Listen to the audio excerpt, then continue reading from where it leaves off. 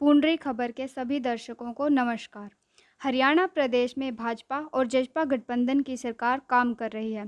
सरकार की कार्यप्रणाली और पूंडरी हलके के सरकारी विभागों में भ्रष्टाचार को लेकर उठ रही उंगलियों पर पूंडरी खबर ने सरकार की सहयोगी पार्टी जसपा के प्रत्याशी रहे और हल्का प्रधान राजू ढुलपाई से बात की। आपके पुंडरी खबर के जितने भी व्यूवर्स हैं, दर्शक हैं, सभी साथियों को मेरी हाथ जोड़ के नमस्कार।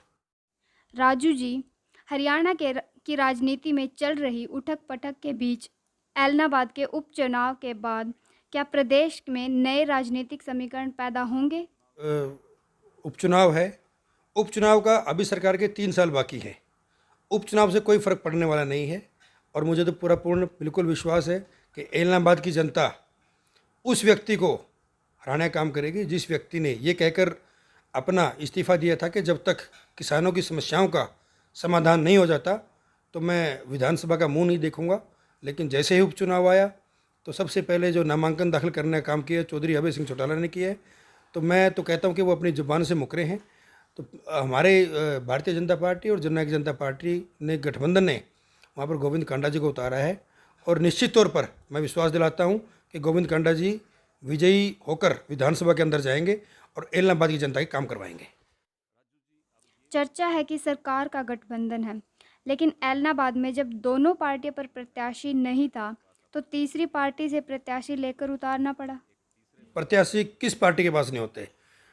जिस पार्टी का कोई जनाधार नहीं है, हलोपा जो पार्टी थी उसके भी 90 उम्मीदवार थे। जब विधानसभा चुनाव था उन्होंने चुनाव लड़ा। हमारी बसपा पार्टी थी, उनके भी सभी व्यक्तियों ने चुनाव लड़ा। प्रत्याशियों की बात नहीं होती है, प्रत्याशी हर व्यक्ति के पास है। जननायक जनता पार्टी के पास भी है और भारतीय जनता पार्टी के पास भी था। लेकिन हम उस विकल्प की तलाश में थे, ऐसे व्यक्ति की तलाश में थे जो मजबूती से चुनाव को अच्छे तरीके से लड़ पाए और विजयश्री हासिल कर पाए। गोविंद कांडा जी वहाँ पर लगातार लोगों की समाज सेवा में लगे रहते हैं, समाज सेवी आदमी हैं, तो इसलिए उन्होंने पार्टी को ज्वाइन किया और पार्टी का फैसला था, ये दोनों पार्टियों ने मिलकर फैसला किया कि गोविंद कांडा जी को चुनाव लड़ा जाए, इसलिए पार्टी ने उनको प्रत्याशी बना के उतारा। इस खबर को अधिक से अधिक शेयर करें। राजू जी, प्रदेश में चल रहे विकास कार्यों क्या सरकार के दावों के अनुरूप हैं? मैं बिल्कुल मानता हूं जी, बिल्कुल माननीय मुख्यमंत्री और उप मुख्यमंत्री के मार्गदर्शन में पूरे हरियाणा के अंदर विकास कार्य चले हुए हैं। हालांकि मैं पुंडरी कॉन्स्टिट्यूंसी से ताल्लुक़ रखता हूं, जहां मुझे लगता है कि यहां पर विकास कार्यों का जो काम है वो बहुत स्लो तरीके से चला हुआ है। तो कहीं ना कहीं ये इस बात का ज़रूर फ़र्क पड़ता है कि कहीं पार्टी का प्रत्याशी या पार्टी का विधायक उस हलके के अंदर हो तो वहाँ विकास अलग तरीके से होता है। तो जैसे यहाँ निर्दलीय विधायक है तो मुझे नहीं लगता कि विकास कार्य यहाँ पर अच्छे तरीके से चल पाए हैं। यहाँ पर विकास कार्यों की और बहुत ज़्यादा ज़रूरत है। आपने भी समय समय पर दावे किए कि वे खुद भी हलके में विकास कार्य करवा रहे हैं, फिर भी पुंडरी हलके में कार्य कम क्यों है? मेरा प्रयास ये होता है कि जो भी व्यक्ति या जो भी हलके का कोई भी व्यक्ति है, किसी गांव है और नालियों के गलियों के कोई भी काम है वो करवाए जाए। मैं विधायक ही नहीं हूँ, मैं प्रत्याशी हूँ। तो मेरी कोशिश है, मैं जो मांग लेके जाता हूँ तो मुझे तो ग्रांट बहुत कम मिलती है, लेकिन विधायक महोदय को तो ग्रांट बहुत ज़्यादा मिलती है। उनका तो अलग से कोटा होता है, चेयरमैन है वो भी कोटा है। लेकिन उस हिसाब से हम तो प्रयासरत रहते ही हैं, प्रयास करते हैं, लेकिन जो विधायक को प्रयास करना चाहिए वो प्रयास नहीं हो पा रहा है। वर्तमान विधायक दावा करते हैं कि वे अधिक से अधिक कार्य करवा रहे हैं, लोग उनके पास काम तो लेकर आए। मैं तो आपके चैनल के माध्यम से पूछना चाहता हूँ पुंडरी हलके के हर निवासी से, पुंडरी शहर और फतेहपुर शहर के लोगों से मैं तो पूछना चाहता हूँ, उन्होंने काम करवाया ही क्या है? मुझे बताएं, काम करवाया ही क्या है विधायक ने? यहाँ पर पुंडरी हलके के अंदर तो बिल्कुल रिश्वतखोरी, जमाखोरी और एक तरफा जो गुंडा राज वाला काम है, मुझे बोलने में कोई संकोच नहीं है। मुझे नहीं लगता कि कोई विकास कार्य उन्होंने करवाया है। तो ये बात तो बिल्कुल भी सत्यता नहीं है कि उन्होंने कोई सामाजिक कार्य किए है। हाँ, अपने मुंह से वो कुछ भी कह सकते हैं कि मैंने ये करवाया वो करवाया है, लेकिन धरातल पर अभी कोई काम नहीं हुए। आप एक तरफ तो कह रहे हैं कि सरकार बहुत अच्छा काम कर रही है, दूसरी तरफ आप पुंडरी हलके के विकास कार्यों पर उंगली उठा रहे हैं, जबकि वर्तमान विधायक भी सरकार का हिस्सा है।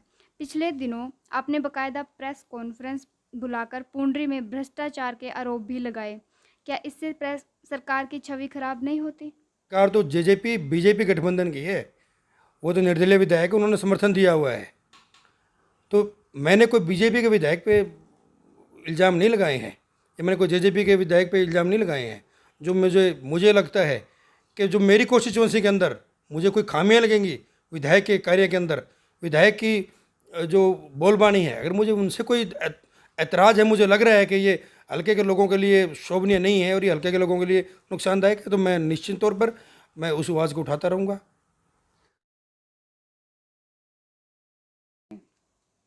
आप भी हल्के में विकास कार्यों के लिए ग्रांट लेकर आए, उन कार्यों पर भी तो प्रश्न चिन्ह आप लग मुझे सकता है। बताइए, मैं तो पाई गांव की ग्रांट लेके आया हूँ, मैंने तो मेरी गलियाँ शुरू हुई हैं।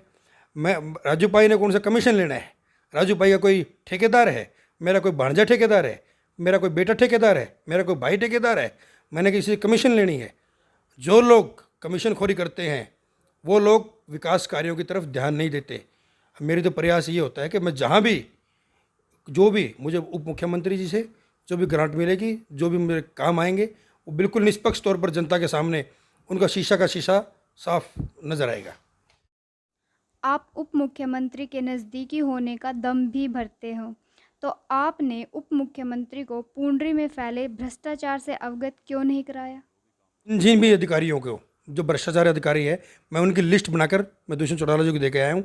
उन्होंने मुझे बोला था कि जो भी अधिकारी आपको लगता है कि भ्रष्टाचारी है, यह आम जनता की जन सुनवाई नहीं करता, पार्टी प्रतिनिधि की को सुनवाई नहीं करता, तो ऐसे व्यक्तियों की हमें लिस्ट बनाकर दें ताकि इस प्रशासनिक अमले के अंदर सुधार किया जाए। और मैं भी 2 दिन पहले ही माननीय उप मुख्यमंत्री जी को वो लिस्ट बनाकर दे के आया हूँ। आप देखना बहुत जल्दी ही उन जो ऐसे लोग हैं उन पर कार्रवाई होनी तय है। क्या आप दावा करते हो कि निश्चित तौर पर भ्रष्ट अधिकारियों के खिलाफ कार्रवाई होगी?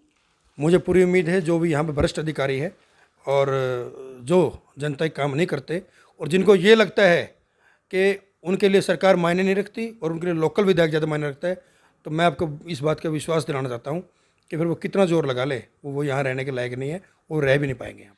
बहुत से लोग कहते हैं कि भाजपा सरकार की पहली पारी अच्छी थी, लेकिन दूसरी पारी में जजपा से गठबंधन के बाद भ्रष्टाचार बढ़ गया है।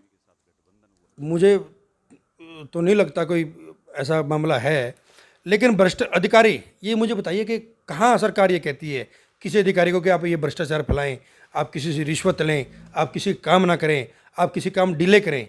ये तो जो अधिकारी हैं, कुछ ऐसे अधिकारी होते हैं, ऐसे कर्मचारी होते हैं जिनकी नीयत में ही खोट होता है और वो आम जनता को परेशान करने की कोशिश करते हैं। और मैं तो खुले तौर पर भी कहता हूँ वो ऐसे जो अधिकारी और कर्मचारी होती है उनको लोकल जो नेता होते हैं उनको सरपरस्ती मिली होती है और उनके बिना वो भ्रष्टाचार नहीं कर सकते। वो खुद भी पैसे कमाते हैं और उन नेताओं को भी पैसे कमा के देने का काम करते हैं, इसलिए भ्रष्टाचार का बोलबाला ज़्यादा होता है। राजू जी, आपने सफाई घोटाले के मामले को जोर शोर से उठाया था, लेकिन अब आप उस मामले पर चुप्पी साधे हुए हैं। क्या उसमें अब कार्यवाही की आवश्यकता नहीं है? वीरवार या शुक्रवार को मैं एक बड़े अच्छी कॉन्फ्रेंस करने वाला हूँ। सफाई घोटाले के अंदर पुंडरी के अंदर, जिला कैथल के तो मुझे नहीं पता, वो उठाएं जिस कॉन्स्टिट्यूंसी के अंदर जहाँ का विधायक है, लेकिन पुंडरी के अंदर जिस भी फर्म और जिस व्यक्ति ने, चाहे वो नेता हो, चाहे कितना बड़ा राजनेता हो और चाहे कोई भी ठेकेदार है, जो भी फर्म है, मैं उनके नाम उजागर करने वाला हूँ और मैं बताने वाला हूँ कि किस व्यक्ति ने कहाँ पर और किस तरीके से कितने पैसे खाए हैं। और आप निश्चित तौर पर आप ये देखना कि उन फर्मों को हम बख्शने वाले नहीं हैं और उन ठेकेदारों को हम बख्शने वाले नहीं हैं जिन लोगों ने यहाँ पुंडरी के जो विकास के लिए जो सरकार की तरफ से पैसे आए थे उसको खाने का काम किया था। आपसे आपका बहुत बहुत धन्यवाद।